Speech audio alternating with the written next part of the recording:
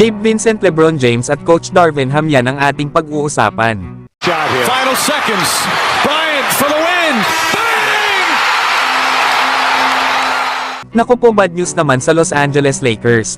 Dahil kinukonsidera daw itong si Gabe Vincent na sasailalim sa isang knee surgery. At inaasahan naman ito na nasa 6 to 8 weeks mawawala. Kaya nasa 2 buwan mga idol ang makakaligtaan ni Gabe Vincent sa kanilang kupunan. Kababalik nga lang sana ni Gabe Vincent noong isang araw sa laban nila sa Chicago Bulls. Pero hindi na nga ito pinaglaro ng kanilang kupunan kanina sa laban nila sa OKC Thunder, lalo at patuloy pa rin ang pamamaga ng tuhod nito. Kaya tama lang mga idol ang ginawa ng Lakers na ayusin kaagad ang injury ni Gabe Vincent. Para naman kung sakaling papasok sila ng playoffs ay healthy na ang kanilang point guard at may oras pa itong makarecover mula sa kanyang injury. Nanghihinayang nga mga idol ang mga Lakers fans sa possible na pagkawala muna pansamantala ni Gabe Vincent sa kanilang kupunan. Pero wala nga tayong magagawa, lalo at kailangan ni Gabe Vincent na sumailalim sa surgery para tuluyan na itong gumaling. Pero kayo mga idol, ano ang masasabi nyo dito? Samantalang inamin naman ni LeBron James na kailangan daw talaga nito ang kanilang naging panalo laban sa OKC Thunder kanina. Lalo at sunod-sunod nga daw ang kanilang naging pagkatalo. Pinuri nga nito si Rui Hachimura, lalo at naging consistent daw ang laro nito kahit sa laban nila noong nakaraang araw sa Minnesota Timberwolves. Sinabi nga rin ni LeBron na alam daw nila na gagawa ng run ang OKC Thunder. Lalo at isa nga daw silang mahusay na kupunan, lalo na daw itong si Shai Gilgeous-Alexander. Pero nagawa daw ng Lakers na mapigilan ang opensa ng OKC Thunder. Samantalang sa naging post-game interview naman ni Coach Darvin Ham, natanong naman ito na kung ano ba daw ang masasabi nito sa bagong starting 5 na kanyang ginamit. Lalo na daw sa mga stops na ginawa nila kanina at energy ng level ng intensity ng kanyang mga players.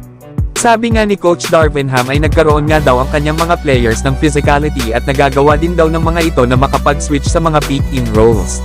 Lalo na daw sa pagkuha ng rebound dahil sa tangkad ng kanyang mga players na ginamit sa starting 5. Tapos sa first quarter pa lang daw ay nakagawa na ang kanilang kupunan ng 6 3-pointers.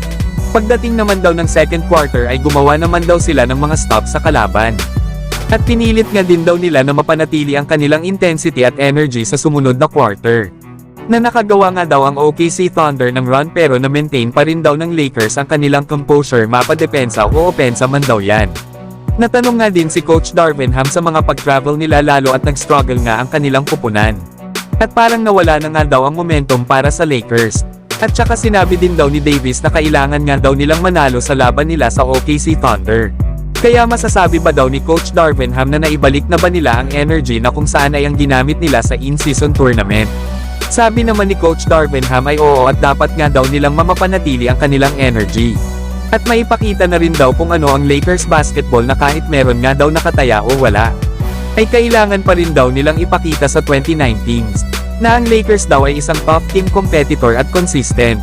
At yun nga daw ang nakita kanina ni Coach Darvin Ham. Pero tandaan daw natin na ito daw ay NBA season, kaya makakakita daw tayo ng taas-babang performance. Kaya ang maganda raw nilang gawin ay mapanatili ang kanilang isipan na active at mag-explore pa daw ng mga ideas sa iba't ibang paraan.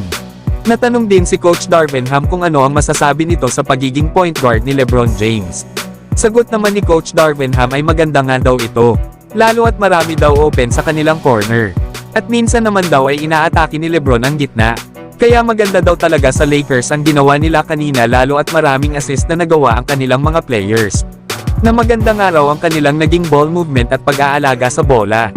Samantalang pinuri naman ni Coach Darvin Ham itong si Anthony Davis na naging anchor daw ng kanilang kupunan. Lalo na nga daw sa kanyang depensa, na isa nga daw talaga si Davis na isang versatile player. Na marami nga daw itong assist na nagawa sa kanyang mga ka-teammates. Kaya napaka-active daw kanina ng kanilang mga players. Yan nga mga idol ang mga sinabi ni Coach Darvin Ham. Na na-impress talaga ito sa ipinakita ng kanilang kupunan laban sa OKC Thunder. Lalo na dito kana LeBron James at Anthony Davis. Pero mga idol, hindi rin basta-basta ang susunod na makakalaban ng Lakers sa Christmas game. Dahil tinalo at tinambakan lang naman ng Boston Celtics ang dalawang contender team sa West, ang Sacramento Kings at Los Angeles Clippers. Kaya panigurado na hindi magiging madaling laban ito para sa Lakers. Pero kayo mga idol, ano ang masasabi nyo sa mga sinabi ni LeBron at Coach Darvin Ham? So hanggang dito na lang tayo mga idol. At huwag nyo naman kalimutan mag-subscribe bilang pagsuporta.